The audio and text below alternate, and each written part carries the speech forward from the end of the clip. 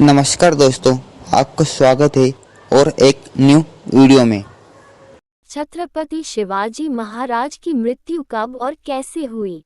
छत्रपति शिवाजी महाराज भोसले भारत के एक महान राजा और रणनीतिकार थे, जिन्होंने 1674 में पश्चिम भारत में मराठा साम्राज्य की नींव रखी।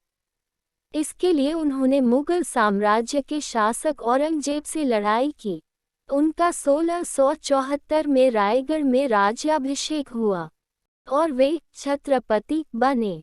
उन्होंने प्राचीन हिंदू राजनीतिक प्रथाओं और शिष्टाचार को पुनर्जीवित किया और मराठी और संस्कृत को आधिकारिक भाषा बनाया। इस लेख में हम छत्रपति शिवाजी महाराज की मृत्यु कब और कैसे हुई जानेंगे। छत्रपति शिवाजी महाराज का जन्म 19 फरवरी 1630 को शिवनेरी किले में हुआ था। उनके पिता शाहजी भोसले एक शक्तिशाली सामंत थे। उनकी मां जीजाबाई जाधव एक असाधारण प्रतिभाशाली महिला थी। शिवाजी महाराज के चरित्र पर माता पिता का बहुत प्रभाव था। उन्होंने अपना बचपन अपनी मां के मार्गदर्शन में बिताया। उन्होंने राजनीति और युद्ध में शिक्षा ली। शिवाजी का विवाह 14 मई 1640 को पुणे के लाल महल में सीबाई निम्बालकर के साथ हुआ था। उन्होंने कुल 8 शादियां की थीं। शिवाजी महाराज की मृत्यु कैसे हुई? छत्रपति शिवाजी महाराज की मृत्यु 3 अप्रैल 1680 को उनके रायगढ़ किले, महाराष्ट्र में हुई थी। उनकी मृत्यु को लेकर इतिहासकारों में मतभेद है। कुछ इतिहासकारों का मानना है कि उनकी मृत्यु स्वाभाविक थी, लेकिन कई पुस्तकों में इतिहासकार लिखते हैं कि उन्हें एक साजिश के तहत जहर दिया गया था। इसके बाद उसकी हालत बिगड़ गई। वे रक्तपेचिश से पीड़ित होने लगे और फिर उन्हें बचाया नहीं जा सका।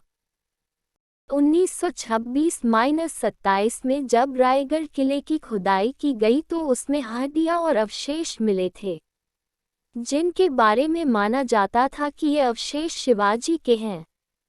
हालांकि यह शिवाजी के हैं या किसी और के, इसे लेकर इतिहासकारों में मतभेद है। शिवाजी पर लगभग 10 पुस्तकें लिखने वाले महाराष्ट्र के इतिहासकार इंद्रजीत सावंत ने इन अवशेषों के डीएनए परीक्षण की मांग की थी, ताकि यह पता चल सके कि ये अवशेष किसके हैं। यदि शिवाजी के साथ ऐसा हुआ होता तो उनके माध्यम से यह पता लगाना संभव होता कि उनकी मृत्यु का कारण क्या रहा होगा। रायगढ़ किले में समाधि की स्थिति में बैठे शिवाजी की एक मूर्ति है। चूंकि शिवाजी के जन्म के समय के बारे में स्थिति स्पष्ट नहीं है, इसलिए माना जाता कि मृत्यु के समय उनकी आयु 50 से 55 वर्ष के बीच रही होगी। उन्होंने 1674 में अपना राज्याभिषेक करवाकर अपना साम्राज्य स्थापित किया था। ऐसा कहा जाता है कि शिवाजी को उनके ही कुछ मंत्रियों की साजिश से जहर दिया गया था। इसमें शिवाजी की पत्नी सोयराबाई की संलिप्तता भी बताई गई है। ऐसा कहा जाता है कि वह चाहती थी कि उनका बेटा राजाराम शिवाजी की दूसरी रानी से पैदा हुए सबसे बड़े बेटे संभाजी के बजाय सिंहासन पर बैठे।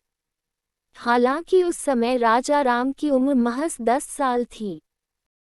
हनुमान जयंती वह दिन था जब छत्रपति शिवाजी महाराज की मृत्यु हुई थी। किले में इस जयंती को मनाने की तैयारी जोर शोर से चल रही थी। शिवाजी की सभी रानियां उसमें व्यस्त थीं। बड़ा बेटा संभाजी वहां से दूर कोल्हापुर में था, यानी उनके पास कोई नहीं था।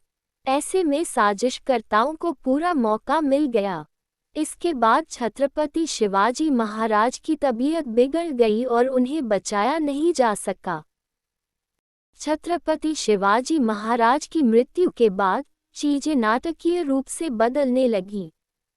ज्येष्ठ पुत्र संभाजी को बंदी बनाकर एक किले में रखा गया। इसी बीच राजाराम का राज्याभिषेक हुआ। हालांकि इन तथ्यों को लेकर इतिहासकारों में लगातार भ्रम की स्थिति बनी हुई है। कुछ इसे पूरी तरह गलत मानते हैं। इतिहासकारों के एक वर्ग का मानना है कि शिवाजी की मृत्यु स्वाभाविक थी। दरअसल वह अपनी मृत्यु से 3 साल पहले बीमार थे। मौत से 3 दिन पहले उनकी हालत बिगड़ गई थी। छत्रपति शिवाजी महाराज की प्राकृतिक मृत्यु की बात करने वाले इतिहासकारों के अनुसार संभवतः उन्हें टाइफाइड हो गया था, जिसके कारण वे पिछले 3 दिनों से तेज बुखार से पीड़ित थे। उन्होंने खून की उल्टियां भी की थी। दोस्तों, छत्रपति शिवाजी महाराज की कहानी कैसी लगी? अच्छी लगी तो हमारे चैनल को सब्सक्राइब और वीडियो को लाइक भी करना।